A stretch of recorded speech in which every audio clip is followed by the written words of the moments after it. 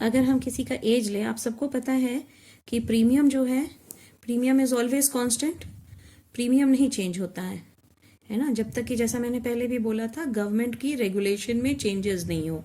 जैसे जीएसटी आया तो प्रीमियम अमाउंट में चेंजेस आया, अदरवाइज प्रीमियम हमेशा कांस्टेंट रहता है। अब अगर हम इस लाइन को छोड़ दीजिए, अभी नहीं देखिए, जस्ट सी दिस कि अगर किसी का एज जैसे 30, 31, 32 ऐसे करके आगे बढ़ा, 35, 38, 39, 40, जैसे जैसे एज बढ़ेगा प्रीमियम बढ़ेगा। ये 10,000 था तो ये 11,000 हो गया, एग्जाम्पल ले रहे हैं, है ना। इट इज नॉट कि ऐसा ही करके प्रीमियम बढ़ता है, जस्ट समझाने के लिए। 15,000, 18,000, 19,000, 20,000। अब आप सोचो कि जब एक एक्चुअली पॉलिसी बनाता है, उसने 30 साल का बंदा लिया, उसको मालूम है कि ये 30 साल के बंदे को मुझे 10 साल की एक पॉलिसी देनी है, और ये 10 साल में उसकी प्रीमियम वो 10,000 तो फिक्स नहीं कर सकता है ना, क्योंकि प्रीमियम एक्चुअली देखिए कि प्रोटेक्शन के लिए जो हम बात करते हैं कि मोर्टालिटी रेट के हिसाब से अगर हम बात करें, मोर्टालिटी रेट के हिसाब से अगर हम बात करें तो प्रीमियम तो 10,000 था, फिर 11,000 हुआ, 12,000 हुआ। अब ये 30 साल का बंदा जैसे जैसे उसकी एज बढ़ेगी उसकी भी तो रिस्क बढ़ेगी, यानी प्रीमियम बढ़ना चाहिए। तो एक्चुअली को पता है, एक्चुअली जो हमने पहले भी बताई थी, द बंदा जो कि पॉलिसी बनाता है और उसकी प्रीमियम बताता है ना। तो ये एक्चुअली उसको मालूम है कि जब बंदा ये 10 साल की पॉलिसी लेने जा रहा है, इसकी एक्चुअली में प्रीमियम 10,000 से 20,000 जानी है, तो वो क्या करता है कि इसकी एक एवरेज प्रीमियम निकालता है। अब इस एवरेज प्रीमियम को एक्चुअली लेवल प्रीमियम कहा जाता है ना। लेवल प्रीमियम यानी एवरेज प्रीमियम कहा जाता है। एवरेज प्रीमियम 15,000 हुआ, तो एक्चुअली सोचता है कि ठीक है, हम ऐसा करते हैं कि इससे I will charge 15,000 rupees through out. अब ऐसा 15,000 थ्रू आउट करने से क्या हुआ कि जब उसने 10,000 लेनी थी वो 15,000 लेता है, यानी कि 5,000। मैं सिर्फ समझाने के लिए कि कैश एक्यूमुलेशन क्या है, और वो जो क्वेश्चन भेजा था कि लेवल प्रीमियम माइनस इंटरेस्ट, इसके लिए ये सारा चीज बता रही हूं। एग्जैक्टली इसी तरीके से नहीं होता, ये हमें किसी को समझाने के लिए नहीं है, ये सिर्फ हमें समझना है। हमें अपने क्लाइंट को इतनी डिटेल में कुछ भी नहीं बतानी रहती है, सिर्फ हमें ये समझना है कि आखिर प्रीमियम कैलकुलेशन में कितनी सारी चीजों को एक्चुअली सोचता है।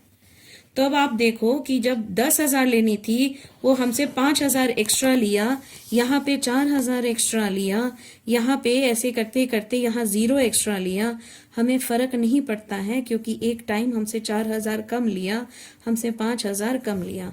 जिस दिन 20,000 देना था हमसे 15,000 दिया, और ये चीज मेरे लिए बेनिफिशियल है, क्योंकि जैसे जैसे मेरी एज बढ़ती जाएगी मेरी लाइबिलिटीज बढ़ती जाएगी, मेरे बच्चे बड़े होते जाएंगे, उनके खर्चे, आज सेरेलैक का खर्चा था, यहाँ कॉलेज का खर्चा आ रहा है, वो ज्यादा महंगा होता है।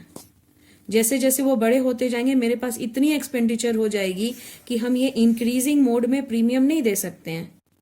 आपको लगेगा कि हाँ मेरा सैलरी भी तो कम से ज्यादा हो गया, मगर जैसे जैसे हमारी सैलरी बढ़ती है, जैसे मैंने पहले भी बोला, सैलरी बढ़ती है, हमारी लाइफस्टाइल बढ़ती है, हमारी एक्सपेंडिचर भी वैसे ही बढ़ती चली जाती है ना।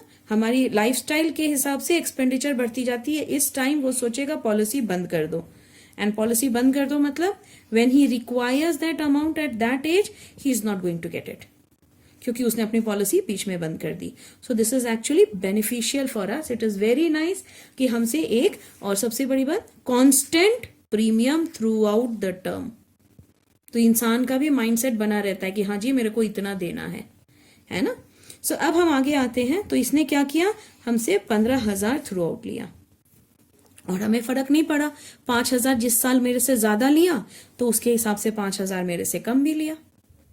मगर अब आप बोलोगे कि 5,000 तुमने मेरे से साल 2,000 में ज्यादा लिया और एडजस्ट 2010 में कर रहे हो, तो बात है कि मैंने आपको पहले भी बोला, इंश्योरेंस कंपनी, IRDA क्लाइंट को, कस्टमर को, पॉलिसी होल्डर को चीटिंग करने के लिए नहीं बनी है, वो हमारे बेनिफिट के लिए बनी है। इस पैसे को कैश एक्यूमुलेशन या सेविंग एलिमेंट कहते हैं। अब कंपनी को भी, एक्चुअली को भी पता है कि ये कैश एक्यूमुलेशन मेरी नेक्स्ट हाफ में एडजस्ट होनी है, और ये 5,000 पे हक तो इंश्योरेंस कंपनी का है, मगर इससे आया पैसा जो भी इन्वेस्टमेंट का रिटर्न्स है, ये तो इन्वेस्ट होगा ना, इसका रिटर्न्स है वो पॉलिसी होल्डर को होना चाहिए। तो एक्चुअली क्या करता है, इसका एक रिटर्न्स एस्टिमेट करता है कि ये 5,000 10 साल के लिए, 4,000 9 साल के लिए कितना रिटर्न्स देगा।